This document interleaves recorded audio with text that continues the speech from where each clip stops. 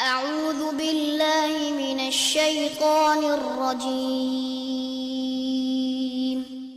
بسم الله الرحمن الرحيم السلام علیکم ورحمۃ اللہ وبرکاتہ۔ ان الحمد للہ نحمده ونستعینه ونستغفره ونعوذ باللہ من شرور انفسنا ومن سیئات اعمالنا من يهده الله فلا مضل له ومن يضلل فلا هادي له واشهد ان لا اله الا الله وحده لا شريك له واشهد ان محمدا عبده ورسوله يا أيها الذين آمنوا اتقوا الله حق تقاته ولا تموتن إلا وأنتم مسلمون يا أيها الناس اتقوا ربكم الذي خلقكم من نفس واحدة وخلق منها زوجها وبث منهما رجالا كثيرا ونساء واتقوا الله الذي تساءلون به والأرحام إن الله كان عليكم رقيبا يا أيها الذين آمنوا اتقوا الله وقولوا قولا سديدا يصلح لكم أعمالكم ويغفر لكم ذنوبكم ومن يطع الله ورسوله فقد فاز فوزا عظيما أما بعد فإن خير الحديث كتاب الله وخير الهدي هدي محمد صلى الله عليه وسلم وشر الأمور محدثاتها وكل محدثة بدعة وكل بدعة ضلالة وكل ضلالة في النار۔ کتاب الفوائد امام ابن القیم رحمہ اللہ کی شاندار کتابوں میں سے ایک شاندار کتاب ہے، اور اس کتاب میں جو ہمارا موضوع چل رہا ہے اس کا تعلق سورہ قاف سے ہے۔ سورہ قاف جو 26ویں سپارے میں ہے، اور جو ہمارا آخری درس تھا اس میں تذکرہ ہو رہا تھا سورہ قاف کی آیت نمبر 31، 32، 33 کا، اور ان آیات میں یہ بتایا گیا ہے کہ جنت متقی لوگوں کے قریب کر دی جائے گی۔ تو وہ کون ہیں متقی لوگ جن کے جنت قریب کر دی جائے گی؟ ان کے اوصاف کیا ہیں؟ تو یہاں پہ ان کے 4 اوصاف ذکر کیے گئے، 4 ان کی علامات ذکر کی گئیں، 4 ان کی خوبیاں ذکر کی گئیں۔ نمبر 1، اللہ کی طرف بہت زیادہ رجوع کرنے والے۔ نمبر 2، شریعت کی، اللہ کے احکام کی، اللہ کی طرف سے واجب کردہ امور کی حفاظت کرنے والے، پابندی کرنے والے۔ اور نمبر 3، من خشی الرحمن بالغیب، اللہ رب العزت کو دیکھے بغیر اللہ رب العزت سے ڈرنے والے۔ اور آج تذکرہ ہوگا چوتھے وصف کا، چوتھی علامت کا، چوتھی خوبی کا، یہ رہ گئی تھی۔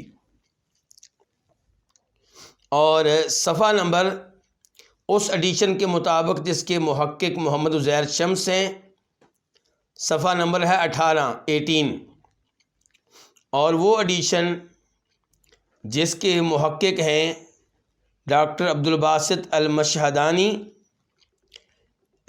اس کے مطابق صفحہ نمبر بنے گا 49۔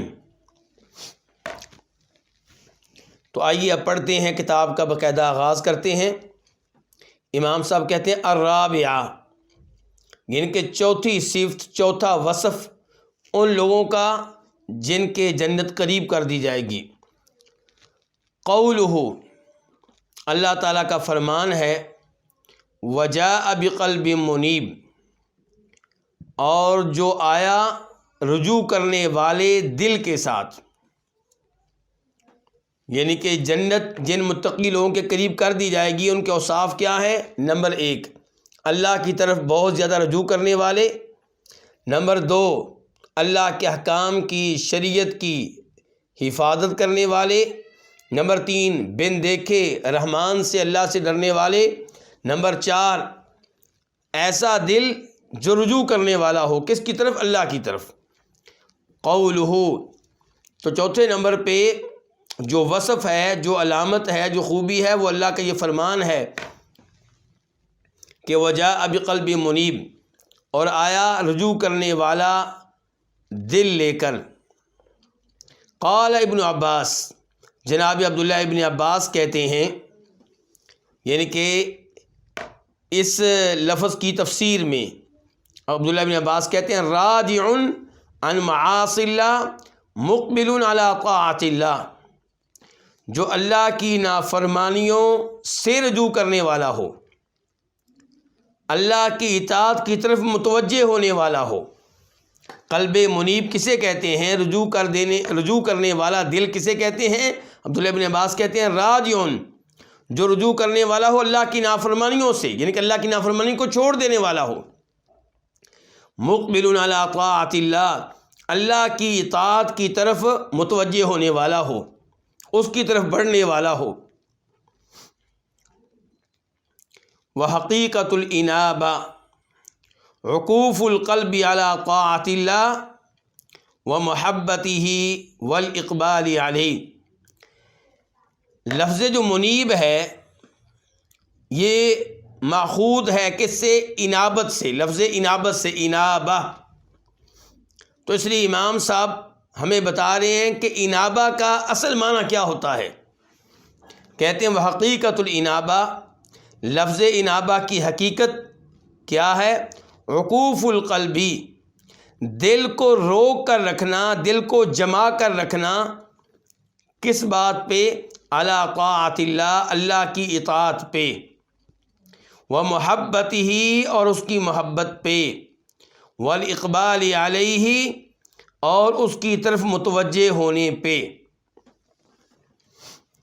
یعنی کہ اللہ کی اطاعت کرنا اور دل کو اسی پہ روک لینا، اس کو اس سے ہٹنے نہ دینا، دل میں اللہ کی محبت بٹھا لینا اور دل کو اس پہ روک لینا، دل کو اس پہ جما دینا، اس کو اس سے ہٹنے نہ دینا۔ والاقبال علیہ، دل کو اللہ کی طرف متوجہ کر دینا اور دل کو اس توجہ پہ روک لینا، اس کو اس سے ہٹنے نہ دینا، یہ کیا ہے؟ یہ ہے انابت۔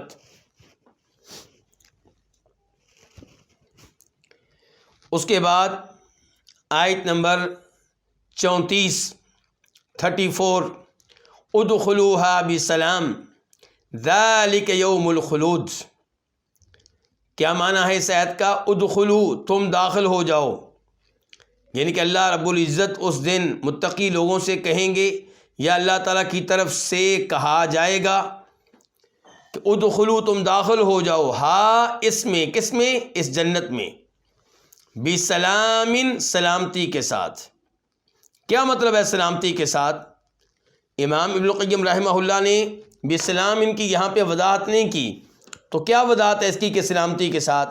یعنی کہ جنت میں داخل ہو جاؤ اس حال میں کہ تمہیں کوئی فکر نہیں، کوئی ٹینشن نہیں، کوئی غم نہیں، سلامتی کے ساتھ داخل ہو جاؤ۔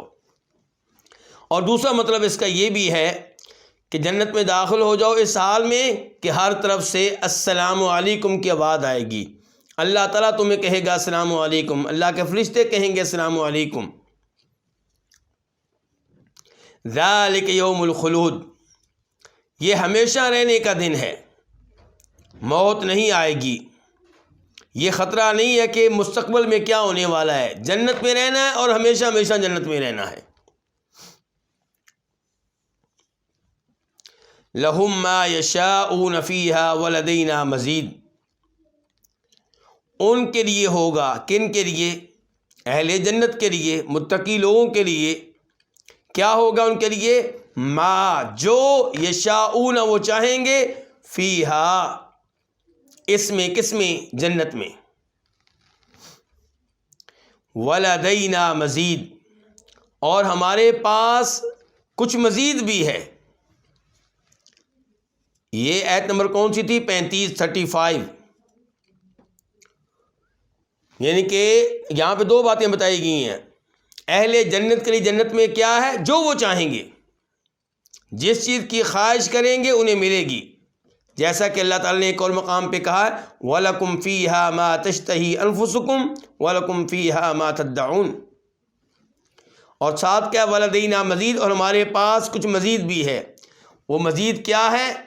مزید میں سب سے بڑی چیز جو داخل ہے، جو اس سے مراد ہے، جو اس سے مقصود ہے، وہ اللہ رب العزت کے چہرے کا دیدار ہے۔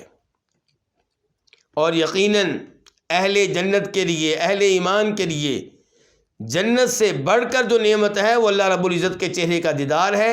اللہ تعالیٰ مجھے اور آپ سب کو ان میں سے بنائے جو بغیر حساب کتاب کے جنت میں جائیں گے اور اللہ رب العزت کے کریم چہرے کا دیدار کریں گے۔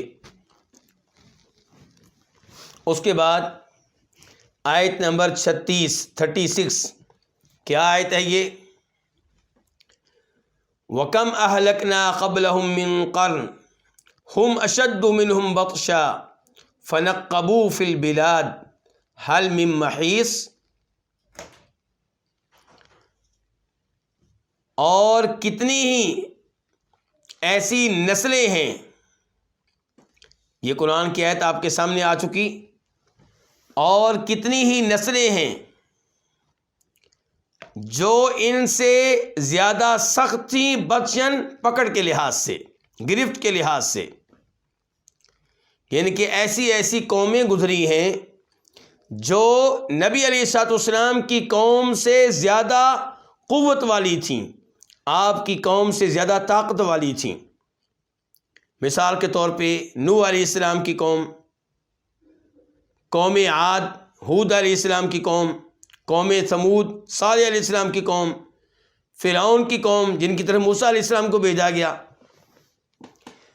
تو اللہ تعالیٰ فرما رہے ہیں ان اقوام کو جو طاقت میں ان سے کہیں آگے تھیں، اپنے مد مقابل کو پکڑنے کے لحاظ سے ان سے کہیں آگے تھیں، لیکن ہم نے ان کو نیست و نابود کر کے رکھ دیا، تباہ و برباد کر کے رکھ دیا۔ فَنَقَّبُوا فِي الْبِلَادِ، انہوں نے شہر کے شہر چھان مارے،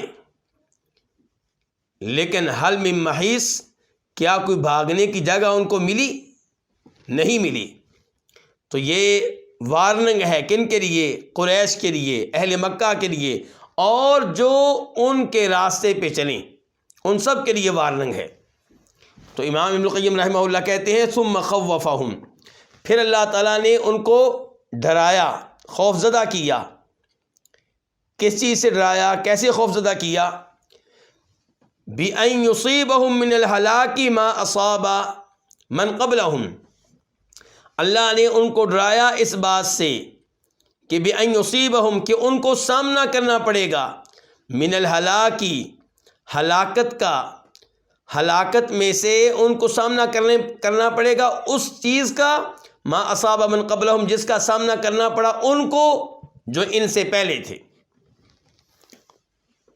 تو اللہ نے خبردار کیا ہے نبی علیہ السلام کی تکذیب کرنے والوں کو، آپ کا مذاق اڑانے والوں کو، آپ کے دین کا مذاق اڑانے والوں کو، کہ تمہیں ایسی ہلاکت کا سامنا کرنا پڑے گا جیسی ہلاکت کا سامنا کرنا پڑا ان لوگوں کو جو تم سے پہلے تھے۔ یصیبہم کا لفظی معنی کیا ہے؟ کہ ان کو پہنچے گا، ان پہ پہنچے گی ہلاکت، ان پہ آئے گی۔ اور آسان لفظوں میں ہم نے کیا کہا ہے کہ ان کو سامنا کرنا پڑے گا اس قسم کی ہلاکت کا، جس قسم کی ہلاکت کا سامنا کرنا پڑا ان کو جو ان سے پہلے تھے۔ وَأَنَّهُمْ كَانُوا أَشَدَّ مِنْهُمْ بَطْشًا، اللہ نے ڈرایا نمبر 1 اس چیز سے کہ ان کو ہلاکت کا سامنا کرنا پڑے گا جیسی ہلاکت کا سامنا کرنا پڑا ان لوگوں کو جو ان سے پہلے تھے۔ نمبر 2 یہ بتا کر اللہ نے ڈرایا کہ وَأَنَّهُمْ كَانُوا، اور بے شک وہ کون جو ان سے پہلے تھے، وَأَنَّهُمْ كَانُوا، کہ بے شک وہ تھے، اشد، زیادہ سخت، منہم، ان سے، بطشاً، پکڑ کے لحاظ سے، اپنے مد مقابل کو، دشمن کو پکڑنے کے لحاظ سے۔ وَلَمْ يَدْفَعْ عَنْهُمُ الْهَلَاكَ شِدَّةُ بَطْشِهِمْ، اور ان کی سخت پکڑ نے، لم يدفع عنہم، ان کی سخت پکڑ ان سے دور نہ کر سکی، کس کو؟ الہلاک، ہلاکت کو۔ لم يدفع، نہ دور کر سکی، نہ ہٹا سکی، عنہم، ان سے، کن سے؟ ان پہلے لوگوں سے، ان سے دور نہ کر سکی، الہلاک، ہلاکت کو۔ کون سی چیز دور نہ کر سکی؟ شدت و بطشہم، ان کی سخت پکڑ، یعنی کہ وہ پکڑ کے لحاظ سے بڑے سخت تھے، بڑی قوت والے تھے، لیکن ان کی یہ قوت ان کے کام نہیں آئی جب اللہ کی طرف سے عذاب آیا، جب اللہ نے ان کو ہلاک کرنا چاہا۔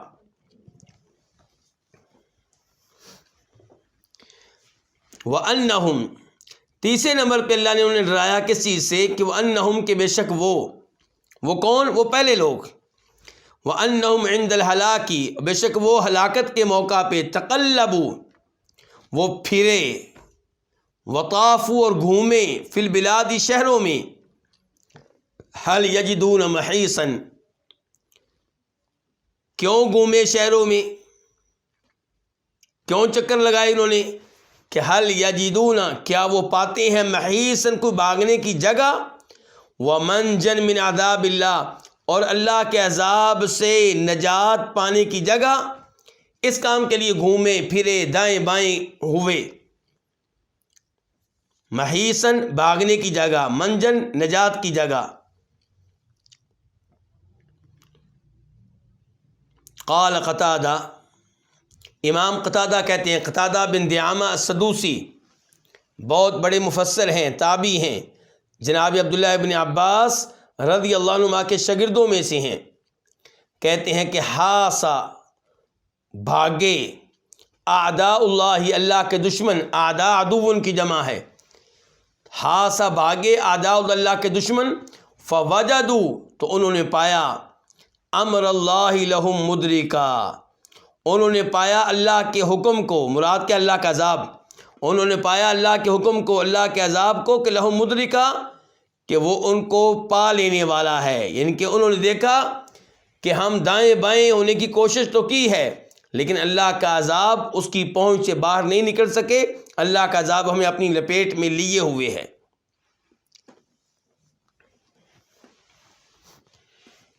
مدرکا، پا لینے والا، ادرکا، اس نے پا لیا، یدرکو، پاتا، مدرکن، پا لینے والا۔ وقال الزجاج، اور امام زجاج کہتے ہیں، امام زجاج کون ہیں؟ یہ بھی بہت بڑے مفسر ہیں، لیکن قتادہ تو تابعی تھے، زجاج بعد میں آئے ہیں، یہ فوت ہوئے ہیں 311 ہجری میں، 311۔ ابو اسحاق الزجاج بہت بڑے مفسر، بہت بڑے لغوی امام ہیں، اور ان کی کتاب ہے معانی القرآن و اعرابہ، قرآن کا معنی و مفہوم اور قرآن کا اعراب۔ تو یہ امام زجاج کہتے ہیں، طوفوا، وہ لوگ گھومے، یعنی کہ تفسیر کر رہے ہیں کس کی؟ ہماری والی آیت کی، کہ فنقبوا فی البلاد۔ تو امام زجاج کہتے ہیں طوفوا، وہ بہت گھومے، وفتشوا، اور بہت انہوں نے جستجو کی۔ جستجو کس بات کی؟ کہ کوئی جائے نجات مل جائے، بھاگنے کی جگہ مل جائے، موت سے بچنے کی جگہ مل جائے۔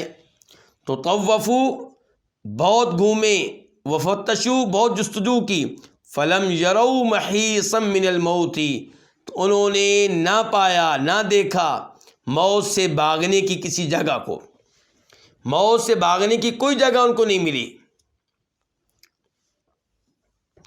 وحقیقت ذالک، اور اس کی حقیقت یہ ہے، یعنی کہ یہ جو آیت ہے، اور اس آیت میں آیا کہ فنقبوا فی البلاد هل من محیص، اس کی حقیقت کیا ہے، اس کا صحیح مفہوم کیا ہے؟ کہ انہم طلبوا المہرب من الموت فلم یجدوا، کہ انہم طلبوا، انہوں نے تلاش کیا کس چیز کو؟ المہرب من الموت، موت سے بھاگنے کی جگہ کو، المہرب، بھاگنے کی جگہ، محیص کا معنی بھی یہی ہے، بھاگنے کی جگہ۔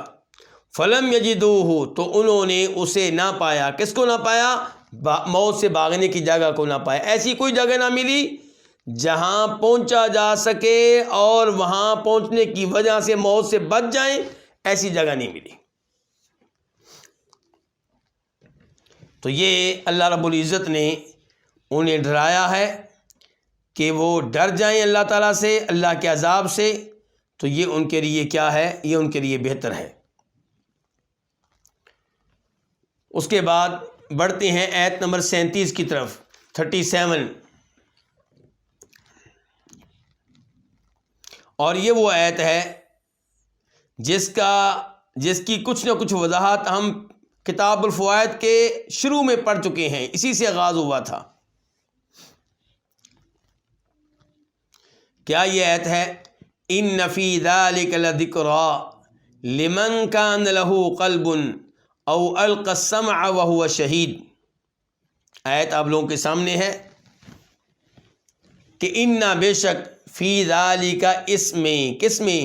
جو کچھ ابھی تک ذکر ہوا ہے، جو کچھ ابھی تک سورہ کہف میں بیان کیا گیا ہے، بے شک اس میں لذکری، البتہ نصیحت ہے، لمن، اس شخص کے لیے، کان لہو قلب، جس کا دل ہو، قلب دل، او القی السمع، یا جو کان لگائے، وہو شہید، اس حال میں کہ وہ حاضر ہو، دلی طور پہ حاضر ہو، دلی طور پہ موجود ہو۔ تو آئیے اب دیکھیں کہ امام ابن القیم رحمہ اللہ کیا کہتے ہیں۔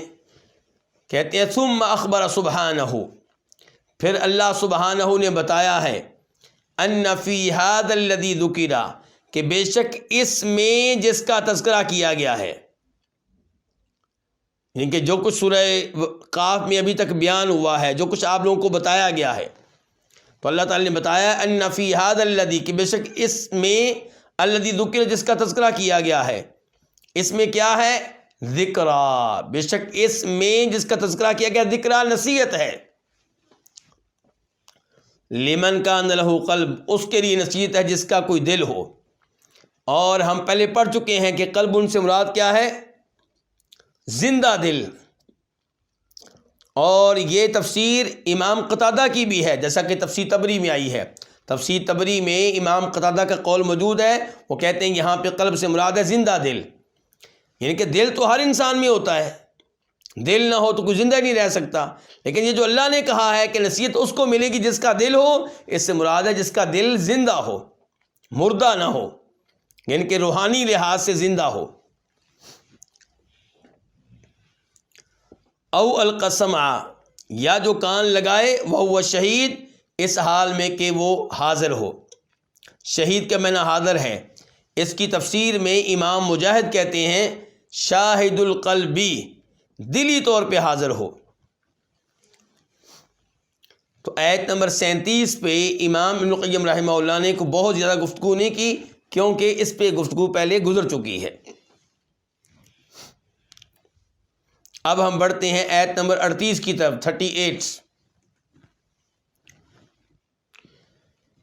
وَلَقَدْ خَلَقْنَا السَّمَاوَاتِ وَالْأَرْضَ وَمَا بَيْنَهُمَا فِي سِتَّةِ أَيَّامٍ وَمَا مَسَّنَا مِن لُغُوبٍ۔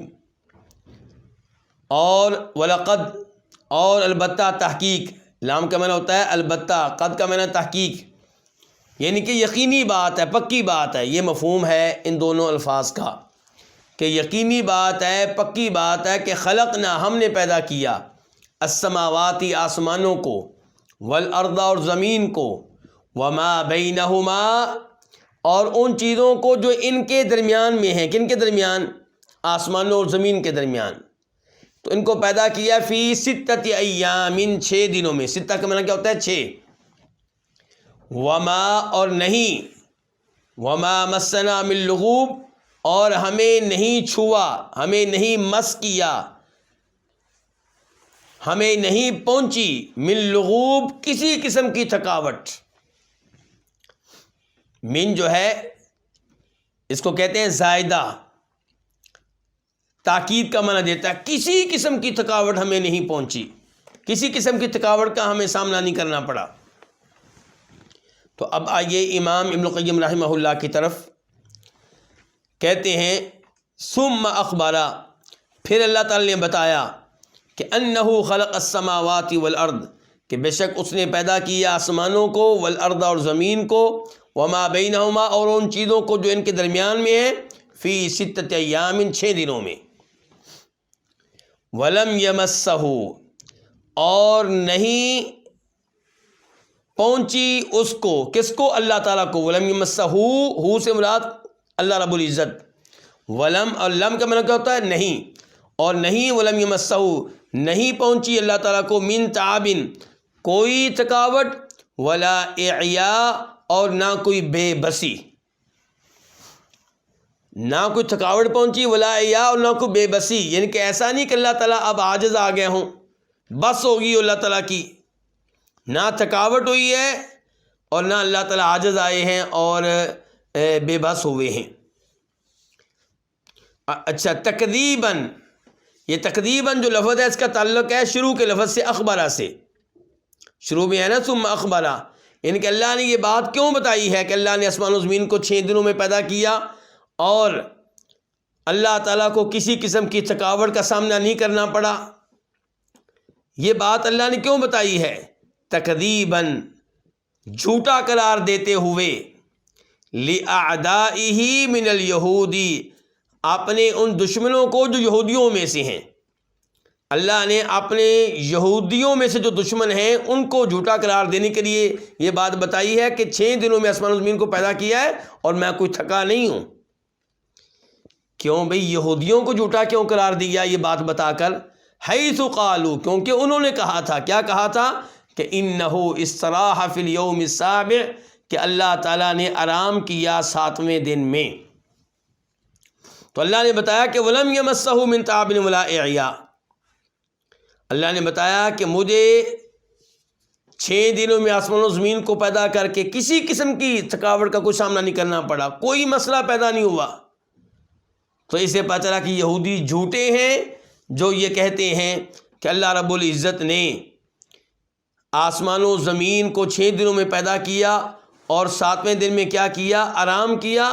یہ بات کرنے میں وہ غلط ہیں اور جھوٹ سے کام لے رہے ہیں، اور یہ بات تورات میں موجود ہے۔ تورات، چونکہ اس تورات میں انہوں نے بڑی تبدیلیاں کی ہیں، تحریف سے کام لیا ہے، تو اس لیے بات تورات میں موجود ہے کہ اللہ رب العزت نے 7ویں دن آرام کیا۔ تو اللہ رب العزت پاک ہے اس بات سے کہ اللہ تعالیٰ کو تھکاوٹ کا سامنا کرنا پڑے یا آرام کی ضرورت محسوس ہو۔ اس کے بعد آیت نمبر 39 وہ کیا آیت ہے؟ فَاصْبِرْ عَلَى مَا يَقُولُونَ وَسَبِّحْ بِحَمْدِ رَبِّكَ قَبْلَ طُلُوعِ الشَّمْسِ وَقَبْلَ الْغُرُوبِ۔ فَاصْبِرْ، پس آپ صبر کریں، عَلَى مَا يَقُولُونَ، اس پہ جو وہ کہتے ہیں، یعنی کہ جو باتیں آپ کے خلاف کرتے ہیں یا دین کے خلاف کرتے ہیں آپ صبر کیجئے۔ وَسَبِّحْ بِحَمْدِ رَبِّكَ، اور وسبح اور تسبیح بیان کیجئے، بحمد ربک، اپنے رب کی حمد و ثنا کے ساتھ ساتھ، تسبیح اور حمد و ثنا ایک ساتھ، قبل طلوع الشمس، سورج نکلنے سے پہلے، وقبل الغروب، اور سورج غروب ہونے سے پہلے۔ اس کے بعد آیت نمبر 40 بھی پڑھ لیں ساتھ ہی، یعنی کہ آیت نمبر 40، وَمِنَ اللَّيْلِ، اور رات کے کچھ حصوں میں بھی، فَسَبِّحُوا، پس آپ اس کی تسبیح کیجئے، کس کی؟ اللہ کی، وَأَدْبَارَ السُّجُودِ، اور سجدوں کے بعد میں بھی، ادبار دبر کی جمع ہے، دبر پچھلے حصے کو کہتے ہیں، تو سجدوں کے بعد بھی۔ اب آئیے امام ابن القیم رحمہ اللہ کی طرف، کہتے ہیں ثم امرہ، پھر اللہ تعالیٰ نے آپ کو حکم دیا، آپ کو، کس کو؟ بلکہ میں نیچے آ گیا ہوں، تھوڑا سا اوپر جائیے۔ ثم امر نبیہ بالتأسی بہ، ثم امر نبیہ بالتأسی بہ، پھر اللہ تعالیٰ نے حکم دیا ہے نبیہ، اپنے نبی کو، بالتأسی بہ، سبحانہ، اپنی اقتداء کرنے کی۔ بہ سے مراد کون ہے؟ خود اللہ رب العزت، یعنی کہ اللہ نے اپنے نبی کو حکم دیا ہے کہ اے میرے نبی آپ میری اقتداء کریں۔ کس معاملے میں؟ صبر کرنے کے معاملے میں۔ ثم امرا، پھر اللہ نے حکم دیا نبی، وہ اپنے نبی کو، بالتأسی بہ، اپنی اقتدا کرنے کی فی صبری، صبر کرنے کے معاملے میں۔ صبر کس بات پہ؟ علی ما یقول اعداؤہ، صبر اس معاملے میں جو کچھ کہتے ہیں اعداؤہ، آپ کے دشمن، فی آپ کے بارے میں۔ مثال کے طور پہ آپ کو کیا کہتے تھے؟ مجنون، نعوذ باللہ مینٹل، جادوگر، کبھی آپ کو کہتے کاہن، کبھی کہتے کہ قرآن اپنی طرف سے گھڑا ہے۔ تو یہ ساری باتیں ایسی تھیں جن سے آپ کو تکلیف ہوتی، آپ پریشان ہوتے۔ ظاہر ہے کہ آپ انسان تھے، تمام انسانوں میں سب سے اعلیٰ تھے، لیکن تھے انسان، تو اس لیے ایسی باتیں سن کے آپ پریشان ہوتے، آپ کا دل تنگ ہو جاتا۔ تو اللہ تعالیٰ نے آپ کو یہاں پہ کیا حکم دیا ہے کہ آپ ایسے ہی صبر کیجئے جیسے اللہ رب العزت صبر کرتا ہے ان باتوں پہ جو اللہ کے خلاف یہ اللہ کے بندے کرتے ہیں، مخلوق ہو کر خالق کے خلاف باتیں کرتے ہیں۔ کیا باتیں کرتے ہیں؟ مثال کے طور پہ یہ کہتے ہیں کہ عیسیٰ علیہ السلام اللہ کے بیٹے ہیں۔ یہ اللہ رب العزت کے بارے میں یہ بات کرنا بہت بڑا جرم ہے، کیونکہ اللہ تعالیٰ کمزور نہیں ہے، انسان کمزور ہے جو اولاد کا محتاج ہے۔ تو انسان مکمل ہوتا ہے کس کے ساتھ؟ فیملی کے ساتھ، وائف، اس کے پاس وائف ہو، بیگم ہو، اس کے پاس بچے ہوں، تب انسان مکمل ہے۔ جس کی شادی نہیں ہوتی وہ بھی اپنے آپ کو غیر مکمل سمجھتا ہے، جس کی شادی ہو جائے اولاد نہ ہو وہ بھی اپنے آپ کو غیر مکمل، کمزور سمجھتا ہے۔ لیکن اللہ رب العزت کے بارے میں کہنا کہ اللہ تعالیٰ کی اولاد ہے، عیسیٰ علیہ السلام اللہ کے بیٹے ہیں یا فرشتے اللہ کی بیٹیاں ہیں، یہ اللہ تعالیٰ کو برا بھلا کہنے کے مترادف ہے۔ اللہ تعالیٰ کو ایسی باتیں کرنا یہ غلط ہے۔ ایسے ہی کہنا کہ اللہ کے شریک ہیں، کون؟ قبروں والے، بزرگ، فوت شدہ انبیاء کرام علیہم الصلوۃ والسلام، یعنی کہ جیسے اللہ سے دعا کی جاتی ہے غیبانہ طور پہ، ایسے ہی ان سے غیبانہ طور پہ دعا کرنا، دعا عبادت ہے، یہ ان کو اللہ کے ساتھ شریک کرنا ہے۔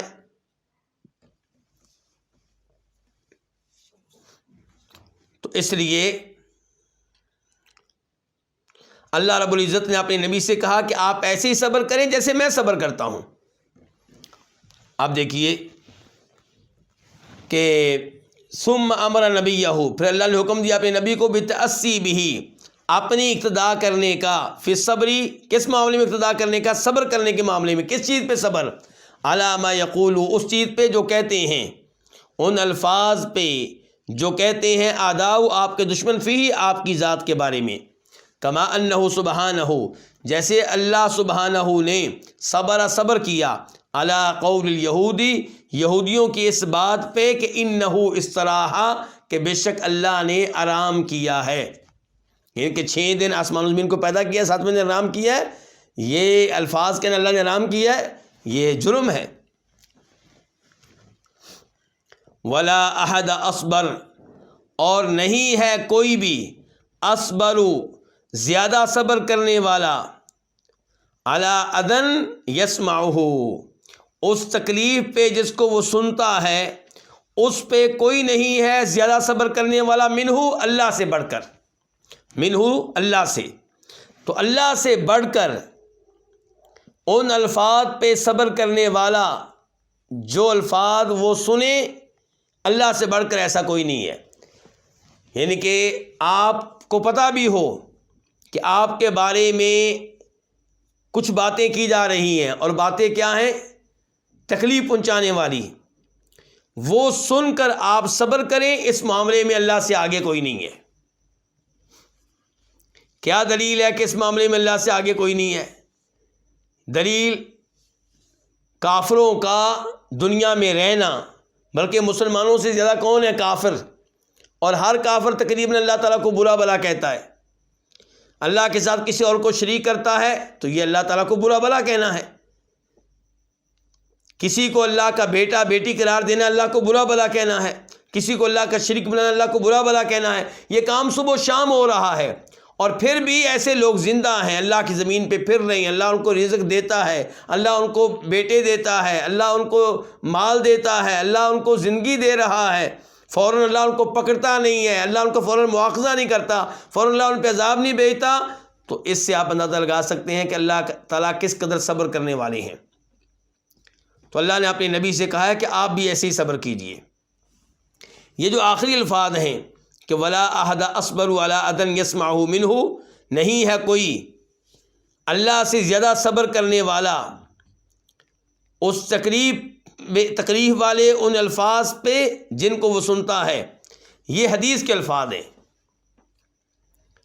یہ حدیث کے الفاظ ہیں، بلکہ یہ کتاب جو شیخ عزیر شمس والی ہے، اس کا آپ دیکھیں حاشیہ نمبر 2، تو وہاں پہ لکھا بھی ہوا ہے کہ یہ حدیث کے الفاظ ہیں جنہیں روایت کیا امام بخاری نے، اور نمبر بھی لکھا ہوا ہے 6099 6099، اور امام مسلم نے بھی روایت کیا ہے، نمبر ہے 2804 2804، اور راوی کون ہے؟ ابو موسیٰ اشعری رضی اللہ تعالیٰ عنہ۔ تو اس حدیث کے وہ الفاظ جو مسلم شریف میں آئے ہیں وہ میں آپ کے سامنے رکھتا ہوں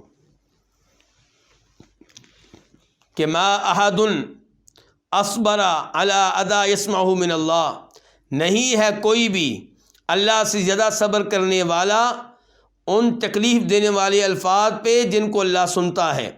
انہم یجعلون لہ ندا، وہ اللہ تعالیٰ کا کسی کو شریک بنا دیتے ہیں، ویجعلون لہ ولدا، کسی کو اللہ کا بیٹا قرار دیتے ہیں، وہو مع ذالک، اس سب کے باوجود اللہ تعالیٰ یرزقہم، ان کو رزق دیتا ہے، ویعافیہم، اور ان کو عافیت دیتا ہے، صحت دیتا ہے، ویعطیہم، اور طرح طرح کی ان کو نعمتیں دیتا ہے۔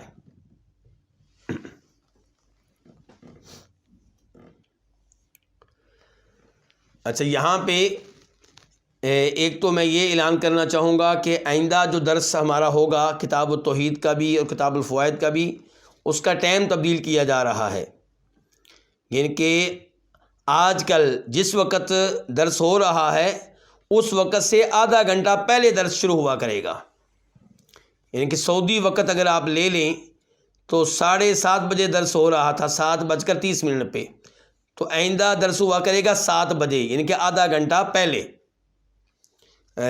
باقی جب آپ کے پاس لنک آیا کرے گا تو اس میں وقت لکھا ہوگا کہ اگر آپ سعودیہ میں رہتے ہیں تو درس کا وقت کون سا ہے، پاکستان میں رہتے ہیں تو وقت کون سا ہے، انڈیا میں رہتے ہیں تو وقت کون سا ہے۔ اور یہ وقت اس لیے تبدیل کیا گیا کہ سعودیہ میں رہنے والے جو ہمارے بھائی ہیں انہیں نماز ادا کرنے میں درس کی وجہ سے مسئلہ ہو رہا تھا۔ اور دوسرے نمبر پہ ابھی میں دیکھ رہا ہوں کہ گروپ میں وہ ڈال دیا گیا ہے ترجمہ، جو درس آج ہم لے رہے ہیں، جو ابھی ہم پڑھ رہے ہیں، اس کی ٹرانسلیشن گروپ میں ڈال دی گئی ہے۔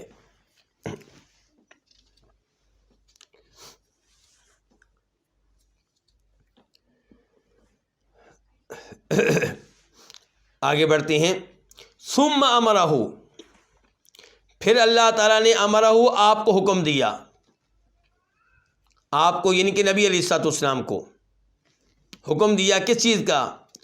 ثم امرہ بما یستعین بہ علی الصبر، پھر اللہ نے آپ کو حکم دیا اس چیز کو اختیار کرنے کا جس سے آپ مدد لے سکتے ہیں، یستعین، آپ مدد لے سکتے ہیں، علی الصبر، صبر کرنے پہ، یعنی کہ پچھلی آیت میں حکم دیا تھا کہ آپ صبر کیجئے، بلکہ آیت تو ایک ہی ہے، پچھلی آیت کہنا جو ہے یہ درست نہیں ہے، آیت تو ایک ہی ہے، یعنی کہ آیت نمبر 39 ہے، 39 آیت جو ہے وہی جاری ہے کہ اللہ تعالیٰ نے اس کے پہلے حصے میں کیا کہا؟ فاصبر علی ما یقولون، کہ آپ صبر کیجئے۔ اس کے بعد اللہ نے بتایا کہ صبر کرنے کے لیے آپ کیا کریں، کیسے آپ میں صبر آ سکتا ہے، صبر کرنے کے لیے کس چیز سے آپ مدد لیں۔ تو وہ اللہ نے پھر یہاں پہ کیا حکم دیا کہ آپ تسبیح بیان کریں، اور یہی انداز ہے سورہ ہجر میں، سورہ ہجر آیت نمبر 97 98 99 97 98 99، وہاں پہ آیات کیا ہیں ذرا سنیے گا. وَلَقَدْ نَعْلَمُ، اور البتہ تحقیق ہم جانتے ہیں.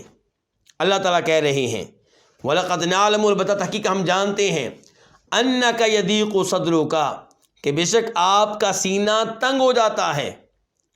بِمَا يَقُولُونَ، ان باتوں پہ جو یہ باتیں کرتے ہیں. یہی گفتگو یہاں پہ چل رہی ہے سورہ قاف میں، اور یہی سورہ ہجر میں. اللہ تعالیٰ کہہ رہے ہیں کہ ہم جانتے ہیں کہ آپ کا سینہ تنگ ہو جاتا ہے ان کی باتوں سے، ان کے مشرکین کی باتوں سے، قریش کی باتوں سے. فَسَبِّحْ بِحَمْدِ رَبِّكَ، پس آپ تسبیح بیان کیجئے اپنے رب کی حمد کے ساتھ. اللہ تعالیٰ جزائے خیر دے. عبد المحسن بھائی کو وہ آیات آپ کے سامنے لے آئے ہیں کہ فَسَبِّحْ بِحَمْدِ رَبِّكَ، آپ تسبیح بیان کیجئے اپنے رب کی حمد کے ساتھ. وَكُنْ، اور ہو جائیے مِنَ الساجدین، سجدہ کرنے والوں میں سے. یعنی کہ علاج کیا بتایا ہے؟ سینہ تنگ ہو جائے، پریشان ہوں، ٹینشن کا شکار ہوں، تو علاج یہ بتایا ہے. لیکن افسوس میں اور آپ ایسے علاج کو نظر انداز کر دیتے ہیں. یہ علاج ہے کہ کثرت سے اللہ کی تسبیح بیان کیجیے، اور تسبیح بھی اللہ کی حمد و ثنا کے ساتھ ملا کر. وَقُم مِّنَ الساجدین، اور سجدے کیجیے، نمازیں پڑھیے. وَاعْبُدْ رَبَّكَ، اور اپنے رب کی عبادت کرتے رہیے. حَتَّى يَأْتِيَكَ الْيَقِينُ، یہاں تک کہ آپ کے پاس یقین آ جائے، ان کے موت آ جائے. تو جو موضوع اللہ رب العزت نے سورہ ہجر کے آخر میں ان آیات میں بیان کیا ہے، یہی ان آیات میں ہے جو ابھی ہم پڑھ رہے ہیں، آیت نمبر 39، سورہ قاف کی آیت نمبر 39. اب آئیے واپس امام ابن القیم رحمہ اللہ کیا کہہ رہے ہیں کہ ثم امرہ، پھر اللہ نے نبی علیہ السلام کو حکم دیا ہے بما یستعین بہ، اس چیز کو اختیار کرنے کا جس سے آپ مدد لے سکتے ہیں، علی الصبر، صبر کرنے کے معاملے میں. تو وہ کیا چیز ہے جی؟ کس چیز کا حکم دیا ہے؟ وَهُوَ التَّسْبِیحُ، اور وہ ہے تسبیح بیان کرنا، بحمد ربہ، اپنے رب کی حمد و ثنا کے ساتھ. یعنی کہ سبحان اللہ و بحمدہ، دونوں کو ملا کے، یعنی کہ میں اللہ کی تسبیح بیان کرتا ہوں اللہ کی حمد و ثنا کے ساتھ. کب کب، کن اوقات میں؟ فرمایا قبل طلوع الشمس، سورج طلوع ہونے سے پہلے، وقبل غروبها، اور اس کے غروب ہونے سے پہلے، سورج کے غروب ہونے سے پہلے. وباللیل، اور رات میں، وادبار السجود، اور سجدوں کے بعد کے اوقات میں.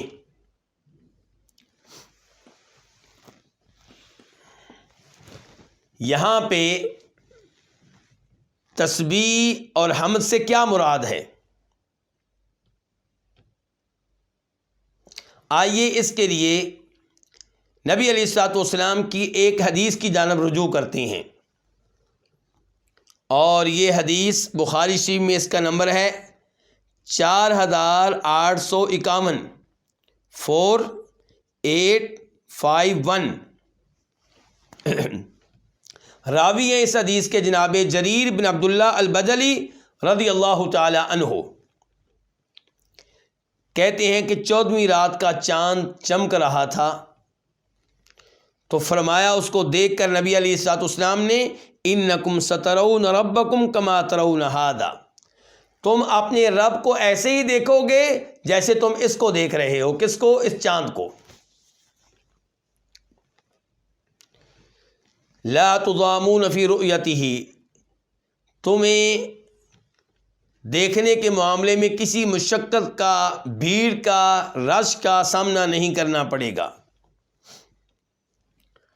فَإِنِ اسْتَطَعْتُمْ أَلَّا تُغْلَبُوا عَلَىٰ صَلَاةٍ قَبْلَ طُلُوعِ الشَّمْسِ وَقَبْلَ غُرُوبِهَا فَافْعَلُوا، تو اگر تمہارے لیے ممکن ہو کہ کوئی تم پہ غالب نہ آنے پائے اس نماز کے معاملے میں جو سورج طلوع ہونے سے پہلے ادا کی جاتی ہے، وہ کون سی ہے؟ نماز فجر. وقبل غروبها، اور اس نماز کے معاملے میں جو سورج غروب ہونے سے پہلے ادا کی جاتی ہے، وہ کون سی ہے؟ نماز عصر. ففعلوا، تو تم یہ کام کرو. اچھا آپ دیکھیں، آپ نے حکم کس چیز کا دیا ہے کہ اگر تم اللہ کا دیدار کرنا چاہتے ہو، اللہ کی زیارت کرنا چاہتے ہو، تو باقی نمازوں کے ساتھ ساتھ ان دو نمازوں کا خاص اہتمام کرو. ایک وہ نماز جو سورج طلوع ہونے سے پہلے ادا کی جاتی ہے فجر، اور ایک وہ جو غروب ہونے سے پہلے عصر۔ اور پھر آپ نے اپنے اس موقف کی تائید میں، اپنی اس حدیث کی تائید میں قرآن کی تلاوت کی، اور یہ آیت پڑھی جو ابھی ہم پڑھ رہے ہیں، کیا وَسَبِّحْ بِحَمْدِ رَبِّكَ قَبْلَ طُلُوعِ الشَّمْسِ وَقَبْلَ الْغُرُوبِ، کہ اللہ تعالیٰ کہہ رہے ہیں کہ سورج طلوع ہونے سے پہلے، غروب ہونے سے پہلے اپنے رب کی حمد و ثنا کے ساتھ ساتھ تسبیح بیان کیجیے۔ میں نے یہ حدیث آپ کے سامنے کیوں رکھی ہے؟ یہ بتانے کے لیے کہ اس حدیث سے پتہ چلا، جو اس آیت کی تفسیر کر رہی ہے، کہ تسبیح و حمد سے مراد یہاں پہ نماز ادا کرنا ہے۔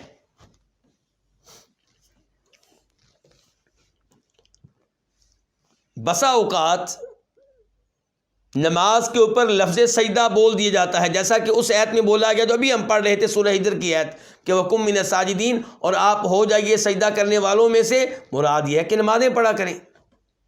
اور کبھی نماز کو رکوع کہا جاتا ہے، جیسا کہ اللہ تعالیٰ کہتے ہیں وَارْكَعُوا مَعَ الرَّاكِعِينَ، اور رکوع کرو رکوع کرنے والوں کے ساتھ مل کر، کیونکہ یہ چیزیں نماز کی اہم چیزیں ہیں۔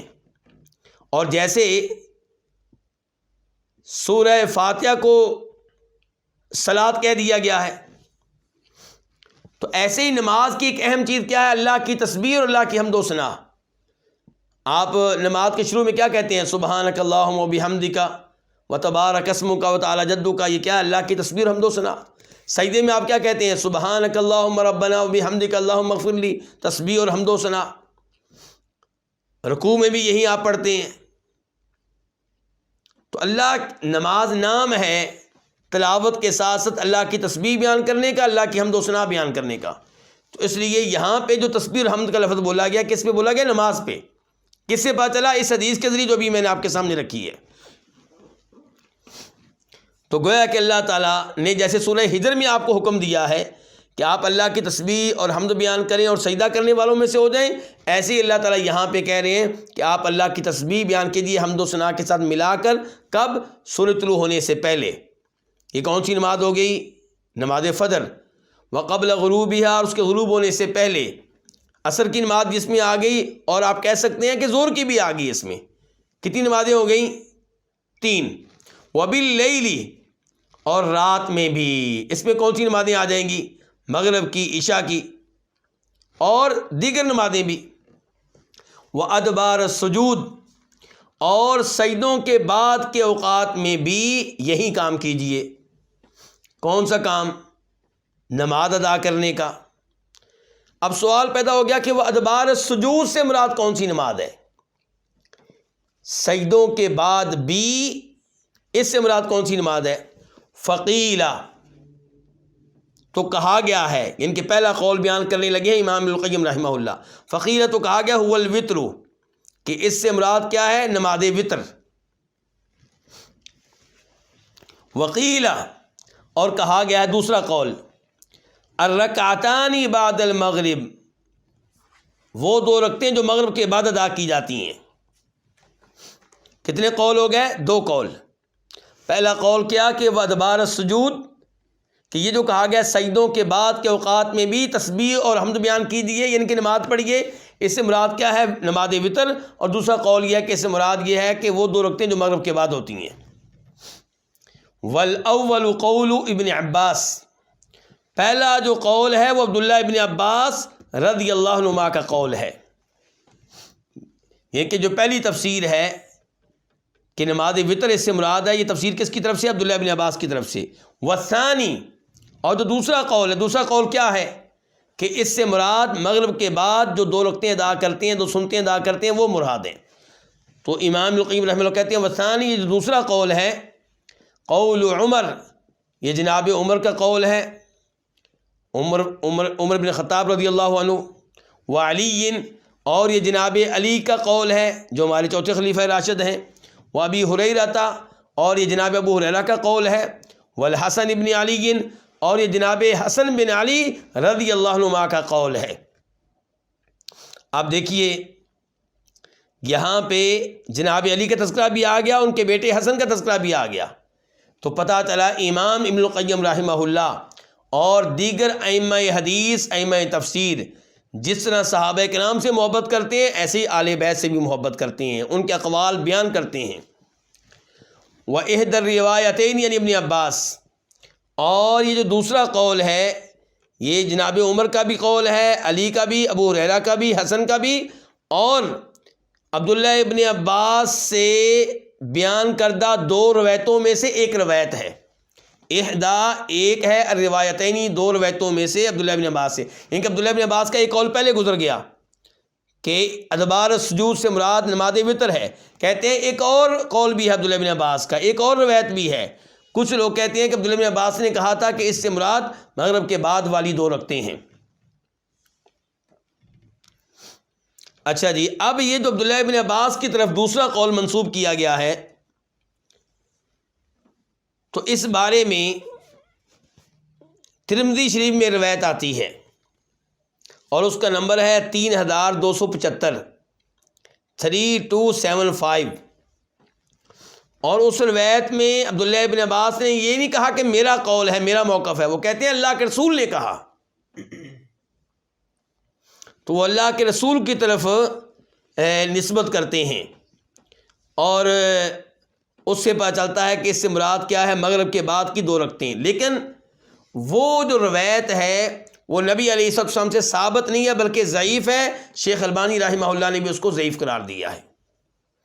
تو بہرحال دو قول ہو چکے ہیں، آگے چلیے۔ وعن ابن عباس روایت ثالثہ،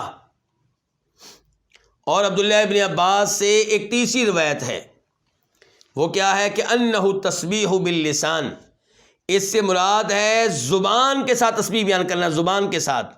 ان کے پہلے ہم کیا کہہ رہے تھے کہ تسبیح سے مراد ہے نماز پڑھنا، اب تیسری جو روایت ہے اس میں کیا کہ انہ تسبیح باللسان، اس سے مراد ہے زبان کے ساتھ تسبیح بیان کرنا، سبحان اللہ کہنا، سبحان اللہ سبحان اللہ۔ کب کہنا؟ ادبار الصلوات المکتوبات، فرض نمازوں کے بعد، یعنی کہ جو اللہ نے کہا ہے کہ وہ ادبار السجود اور سجدوں کے بعد کے اوقات میں بھی، تو اس سے مراد اس روایت کے مطابق نماز نہیں ہے، بلکہ اس سے مراد یہ کہ نماز کے بعد بیٹھ کے اللہ کا ذکر کیا کریں، تسبیحات پڑھا کریں، 33 مرتبہ کہیں سبحان اللہ، 33 مرتبہ کہیں الحمدللہ، 34 مرتبہ کہیں اللہ اکبر، تو یہ مراد ہے اس سے۔ لیکن یہ جو تیسری روایت امام القیم رحمہ اللہ نے بیان کی ہے، یہ انہوں نے کہاں سے لی ہے؟ تفسیر طبری سے، تفسیر ابن کثیر سے، اور یہ صحیح بخاری میں بھی آتی ہے۔ صحیح بخاری میں اس کا نمبر ہے 4852 4852، اور صحیح بخاری میں جب میں نے اس کے الفاظ دیکھے تو وہ کیا تھے؟ قال ابن عباس، عبداللہ ابن عباس کہتے ہیں امرہ، اللہ تعالیٰ نے آپ کو حکم دیا ہے کہ ان یسبح، کہ آپ تسبیح کریں، فی ادبار الصلوات کلھا، تمام نمازوں کے بعد۔ تو یہاں پہ یہ نہیں آیا کہ زبان کے ساتھ، بخاری کے اس روایت میں یہ نہیں ہے کہ زبان کے ساتھ، تو عبداللہ ابن عباس کے ان الفاظ سے یہاں پہ بھی مراد نمازیں لی جا سکتی ہیں۔ مطلب ہو جائے گا کہ ہر فرض نماز کے بعد جو نفل پڑھے جاتے ہیں وہ آپ پڑھا کریں، جو سنتیں پڑھی جاتی ہیں وہ آپ پڑھا کریں۔ اچھا، یہاں پہ ایک قول اور ہے جس کا تذکرہ امام القیم رحمہ اللہ نے نہیں کیا، وہ قول کس کا ہے؟ ابن زید کا، عبد الرحمن بن زید بن اسلم، وہ کہتے ہیں کہ اس سے مراد کیا ہے؟ النوافل، نفلی نمازیں، یعنی کہ ہر نماز کے بعد جو نفل نمازیں ہیں سنتے ہیں وہ پڑھا کریں۔ اچھا، اب اتنے قول ہو گئے، اب ان اقوال میں سے کون سا قول ہم نے لینا ہے؟ تو قرآن کے الفاظ عام ہیں، وادبار السجود، اور سجدوں کے بعد بھی، تو ہم کہیں گے اس سے مراد نماز وتر بھی ہے، کیونکہ وہ سجدوں کے بعد ہے، ان کی نماز عشاء کے بعد، سجدے سے مراد نماز عشاء، تو نماز یعنی کہ سجدوں کے بعد مراد کیا ہو جائے گا؟ فرض نماز، یعنی کہ تو فرض نماز کے بعد بھی آپ پڑھیں کیا؟ وتر پڑھیں، اور فرض نماز کے بعد کیا پڑھیں؟ مغرب کے بعد والی دو رکعتیں پڑھیں، اور فرض نماز کے بعد کیا پڑھیں آپ؟ تمام نمازوں کے بعد جو سنتے اور نفل پائے جاتے ہیں وہ پڑھیں۔ تو پتہ چلا ان تمام اقوال میں کوئی ٹکراؤ نہیں ہے، کوئی تضاد نہیں ہے، بالکل سب ٹھیک ہے۔ اللہ نے کہا وَدَبَارَ السُّجُود، سجدوں کے بعد یعنی کہ فرض نمازوں کے بعد بھی اللہ کی تسبیح کریں اور حمد کریں، یعنی کہ فرض نمازوں کے بعد بھی نمازیں پڑھیں، نماز وطر پڑھیں، مغرب کے بعد کی 2 رکعتیں پڑھیں، اور تمام فرض نمازوں کے بعد جو سنتیں پائی جاتی ہیں، نفل پائی جاتی ہیں، وہ پڑھیں۔ اس کے بعد آیت نمبر 41،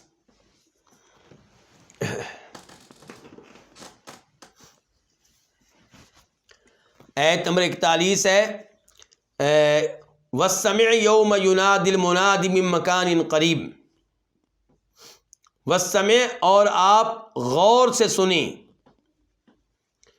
یوم اس دن، یناد المنادی جس دن اعلان کرنے والا اعلان کرے گا، آواز دینے والا آواز دے گا، من مکان قریب، قریبی جگہ سے۔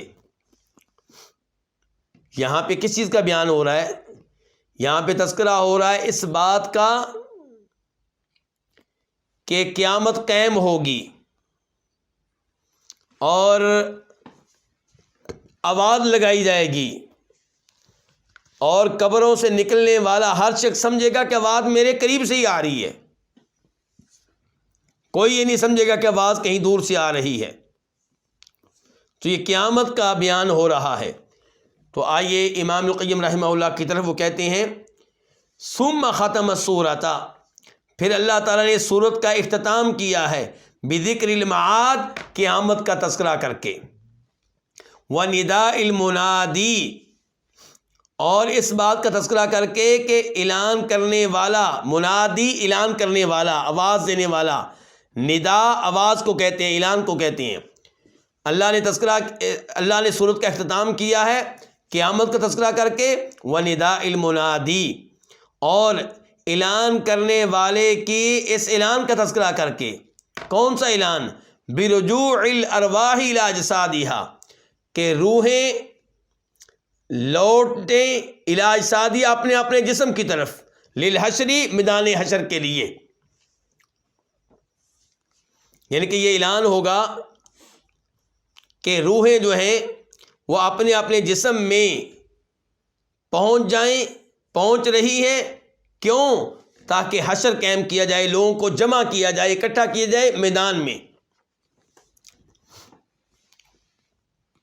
وَأَخْبَرَ، اور اللہ نے بتایا کہ ان هذا النداء، کہ یہ جو آواز ہے من مکان قریب، قریبی جگہ سے آ رہی ہوگی، یسمعہ، اس کو سنے گا، کل احد، ہر ایک۔ تو یہ کون سی آیت تھی؟ آیت نمبر 41، 41۔ اس کے بعد آیت نمبر 42، یوم یسمعون الصیحۃ بالحق، اس دن وہ سنیں گے الصیحہ، چیخ کو، بالحق کی، کون سی چیخ؟ حق والی چیخ۔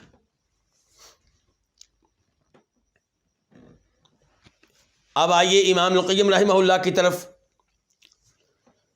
تو وہ کہتے ہیں کہ یوم یسمعون الصیحۃ، اس دن وہ سنیں گے الصیحہ، چیخ کو، بالحق کی، وہ حق کی چیخ ہوگی۔ کیا مطلب؟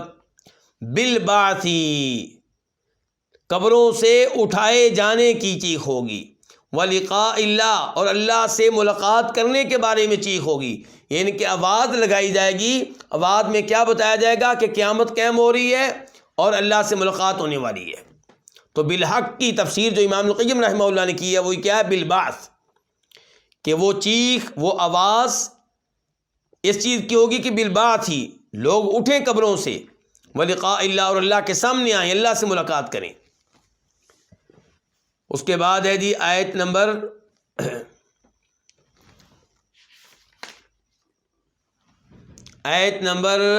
44، 44 اور 43 کو امام ابن القیم رحمہ اللہ نے شاید چھوڑ دیا ہے، وہ میں پڑھ دیتا ہوں ویسے، کہ انا نحن نحیی و نمیت، انا نحن نحیی و نمیت، بے شک ہم ہی زندہ کرتے ہیں اور ہم ہی موت دیتے ہیں، وَإِلَيْنَا الْمَصِيرُ، اور ہمارے پاس سب نے لوٹ کر آنا ہے۔ تو اس کے بعد امام صاحب لے کر آئے ہیں آیت نمبر 44، 44، وہ کیا ہے وہ بھی پڑھ لیں۔ یوم تشقق الارض عنہم سراعا، اس دن زمین پھٹے گی، عنہم ان لوگوں سے، سران اس حال میں کہ لوگ تیز تیز چل رہے ہوں گے۔ کیا مطلب؟ زمین پھٹے گی، کیوں پھٹے گی؟ کیونکہ لوگ نکل رہے ہوں گے۔ جیسے زمین سے پودے نکلتے ہیں تو زمین پھٹتی ہے، درخت نکلتے ہیں تو زمین پھٹتی ہے، ایسے زمین پھٹے گی اس دن۔ ذالک حشر، یہ جو حشر جمع کرنا، علینا ہمارے لیے، یسیر بہت آسان ہے۔ اب آئیے امام القیم رحمہ اللہ کی طرف، کہتے ہیں یوم تشقق الارض عنہم، اس دن زمین ان سے پھٹے گی، کما تتشقق عن النبات، جیسا کہ زمین پھٹتی ہے عن النبات پودے کی وجہ سے، پودوں کی وجہ سے۔ فیخرجون، چنانچہ لوگ نکلیں گے، سراعا اس حال میں کہ تیز تیز چل رہے ہوں گے، من غیر مہلۃ، بغیر کسی مہلت کے، ولا بطء، بغیر کسی سستی کے۔ ذالک حشر یسیر، یہ جمع کرنا یسیر بہت آسان ہے، علیہ سبحانہ، اللہ سبحانہ کے لیے، اللہ تعالیٰ کے لیے یہ کام کرنا بہت آسان ہے۔ اس کے بعد آیت نمبر 45 اور یہ آخری آیت ہے 45، پہلے ترجمہ سن لیں۔ نحن اعلم، اللہ تعالیٰ کہہ رہے ہیں ہم اچھی طرح جانتے ہیں، بما یقولون، ان باتوں کو جو یہ باتیں کرتے ہیں، جو یہ باتیں کہتے ہیں، یعنی کہ جو یہ دین کا مذاق اڑاتے ہیں، جو کفر کرتے ہیں، تکذیب کرتے ہیں، اللہ کے رسول کا مذاق اڑاتے ہیں، آخرت کا مذاق اڑاتے ہیں، اللہ تعالیٰ کہتے ہیں ہم سب جانتے ہیں۔ تو اس میں کیا دھمکی ہے؟ تو ہم جانتے ہیں ان باتوں کو جو یہ کہتے ہیں۔ وما انت علیہم بجبار، اور آپ ان پہ کوئی زبردستی کرنے والے نہیں ہیں۔ وما کا معنی کیا؟ نہیں، اور بجبار کی بات جو ہے یہ اس کو کہتے ہیں زائدہ، اس لیے اس کا معنی کرتے ہیں تاکید والا، کہ آپ بالکل بھی ان پہ زبردستی کرنے والے نہیں ہیں۔ فذکر، تو آپ نصیحت کیجئے، بالقرآن، قرآن کے ساتھ، من یخاف، اس کو جو ڈرے، وعیدی، میرے عذاب کے وعدے اور دھمکی سے، میرے عذاب کی وارننگ سے۔ اب آئیے امام القیم رحمہ اللہ کی طرف، کہتے ہیں ثم اخبر سبحانہ، پھر اللہ سبحانہ نے بتایا ہے کہ انہ عالم، کہ وہ جانتا ہے، بما یقول اعداؤہ، ان باتوں کو جو باتیں کہتے ہیں اعداؤہ، اس کے دشمن، اللہ کے دشمن۔ تو یہ اس بات کا مطلب کیا ہے؟ اس کا مطلب یہ ہے کہ یہ دھمکی دی جا رہی ہے، اس کا مطلب یہ ہے کہ تمہیں سزا ملے گی۔ تو اس لیے امام القیم کہتے ہیں وذالک، اور یہ جو الفاظ ہیں، یتضمن، یہ مشتمل ہیں، مجازاتہ لہم، ان کو، مجازاتہ، یہ مشتمل ہے مجازاتہ، اللہ تعالیٰ کی طرف سے سزا دینے کو، جزا دینے کو، لہم، ان کو۔ یہ الفاظ بتا رہے ہیں کہ اللہ تعالیٰ ان کو سزا دے گا۔ مجازاتہ، ہو سے مراد کون ہے؟ اللہ تعالیٰ۔ تو یہ تضمن، مشتمل ہیں، یہ جو الفاظ ہیں یہ مشتمل ہیں مجازاتہ، اللہ تعالیٰ کی طرف سے جزا دیے جانے کو، لہم، ان کو، بقولہم، ان کی ان باتوں پہ، اذ، کیونکہ، لم یخفى علیہ، کیونکہ یہ باتیں اللہ تعالیٰ سے مخفی نہیں ہیں، پوشیدہ نہیں ہیں، وہو سبحانہ، اور اللہ تعالیٰ، یذکر، تذکرہ کی، اللہ تعالیٰ تذکرہ کرتے ہیں، علمہ، اپنے علم کا، وقدرتہ، اپنی قدرت کا، لتحقیق الجزائی، سزا کو دینے کے لیے۔ تو اللہ تعالیٰ بتاتے ہیں کہ میں جانتا ہوں اس لیے سزا دوں گا، اللہ تعالیٰ بتاتے ہیں کہ میں قادر و قدیر ہوں، اس کا مطلب ہے کہ میں سزا دوں گا، جو برے اعمال دنیا میں کر رہے ہو ان کی سزا تمہیں مل کر رہے گی۔ ثم اخبرہ، پھر اللہ نے بتایا ہے اسی آیت میں ہی، انہ لیس بمسلط علیہم، کہ بے شک وہ کون؟ وہ نبی علیہ الصلوۃ والسلام، لیس بمسلط علیہم، آپ ان کے اوپر مسلط نہیں ہیں، آپ کو ان پہ مسلط نہیں کیا گیا، ولا قہار، اور نہ آپ زبردستی کرنے والے ہیں، ولم یبعث، اور آپ کو نہیں بھیجا گیا، لیجبرہم، تاکہ آپ ان کو مجبور کریں، علی الاسلامی، اسلام قبول کرنے پہ، ویکرہہم علیہ، اور ان کو اس بات پہ مجبور کریں، دونوں کا معنی ایک ہی ہے، یعنی کہ آپ ان پہ زبردستی کریں اور آپ ان کو مجبور کریں، آپ کو اس لیے نہیں بھیجا گیا، جیسا کہ اللہ نے کہا ہے دوسری جگہ، لا اکراہ فی الدین، کہ دین کے معاملے میں زبردستی نہیں ہے۔ اور یہاں پہ یہ بات ذہن میں رہے، کوئی غلط فہمی نہ ہو جائے، کوئی دین قبول کرے نہ کرے اس میں زبردستی نہیں ہے، ترغیب دی جائے گی، آمادہ کیا جائے گا، لیکن زبردستی نہیں کی جائے گی. لیکن جو اسلام قبول کر لے پھر نماز نہ پڑھے اس پہ زبردستی اسلامی حکومت کرے گی. روزے نہ رکھے اسلامی حکومت زبردستی کرے گی. زکوٰۃ نہ دے اسلامی حکومت زبردستی کرے گی. یہ بات پھر سن لیں. ثم اخبرہ پھر اللہ تعالیٰ نے اخبرہ آپ کو بتایا کہ انہو کہ بے شک آپ لیس بمسلط علیہم آپ کو ان پہ مسلط نہیں کیا گیا. ولا قہار اور نہ آپ کو زبردستی کرنے والے ہیں. ولم یبعث اور آپ کو نہیں بھیجا گیا اس لیے کہ لیجبرہم علی الاسلامی کہ آپ ان کو مجبور کریں اسلام پہ. ویکرہہم علیہ اور آپ ان پہ زبردستی کریں علیہ اس مسئلے میں. وامرہ اور اللہ نے آپ کو حکم دیا ہے ان یذکرا کہ آپ نصیحت کریں بکلامہ اللہ کے کلام کے ساتھ اللہ کے قرآن کے ساتھ نصیحت کریں. کس کو؟ من یخاف جو ڈرے وعیدہ اللہ تعالیٰ کی وارننگ سے اللہ کی دھمکی سے اللہ کی وعید سے. کیوں جی نصیحت اس کو کیوں کرنی باقی لوگوں کو کیوں نہیں کرنی؟ فرماتے ہیں فہو الذی کیونکہ وہی ہے وہ الذی ینتفع جو فائدہ اٹھاتا ہے بالتذکیر نصیحت سے. یعنی کہ ویسے تو آپ کی نصیحت سب کے لیے ہے لیکن اللہ نے یہاں پہ کہا کہ قرآن کے ذریعے نصیحت اس کو کریں جو ڈرتا ہو یعنی کہ فائدہ وہ اٹھائے گا. فائدہ یہی اٹھائے گا باقی لوگ فائدہ اٹھانے والے نہیں ہیں. وَأَمَّا مَن لَّا يُؤْمِنُ بِلِقَائِهِ رہا وہ شخص من لا یؤمن جو ایمان نہیں لاتا بلقائہ اس کی ملاقات پہ. کس کی؟ اللہ کی ملاقات پہ کہ اللہ سے ملاقات ایک دن ہوگی قیامت قائم ہوگی آخرت قائم ہوگی.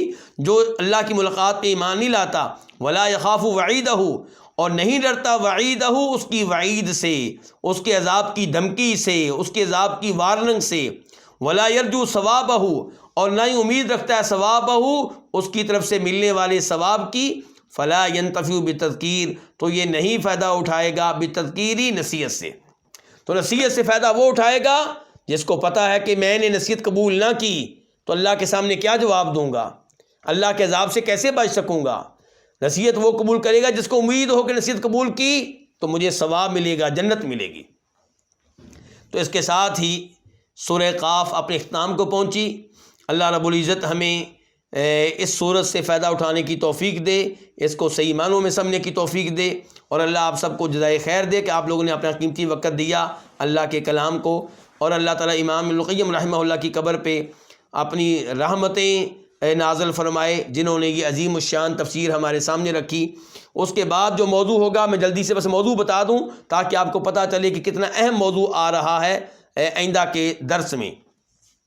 وہ یہ ہے کہ حدیث آتی ہے کہ نبی علیہ الصلوۃ والسلام نے کہا تھا جناب عمر فاروق سے کہ حاتب جو صحابی ہیں انہوں نے اگرچہ ہمارا راز نکالا ہے اہل مکہ کو راز دینے کی کوشش کی ہے لیکن ہم ان کو قتل نہیں کریں گے. عمر فاروق کہتے تھے کہ ان کو قتل کیا جائے. آپ نے کہا نہیں کریں گے کیونکہ انہوں نے بدر کی لڑائی میں حصہ لیا ہے اور بدر کی لڑائی میں حصہ لینے والے صحابہ کرام اتنے عظیم ہیں کہ اللہ نے کہا اعملوا ما شئتم تم جو چاہو عمل کرو فقد غفرت لکم میں نے تم کو معاف کر دیا ہے. امام ابن القیم رحمہ اللہ کہتے ہیں کہ بہت سے لوگوں کو اس سے اشکال پیدا ہوا کہ اس کا مطلب یہ ہوا کہ اللہ نے ان کو آزادی دے دی چھٹی دے دی جو مرضی کرو یعنی کہ چاہے گناہ کرتے رہیں جو مرضی کرتے رہیں نمازیں نہ پڑھیں زکوٰۃ نہ دیں ٹھیک ہے یہ پکے بخشے بخشائے ہو گئے. تو ان الفاظ کو سمجھنے میں کئی لوگوں کو غلط فہمی ہوئی ہے.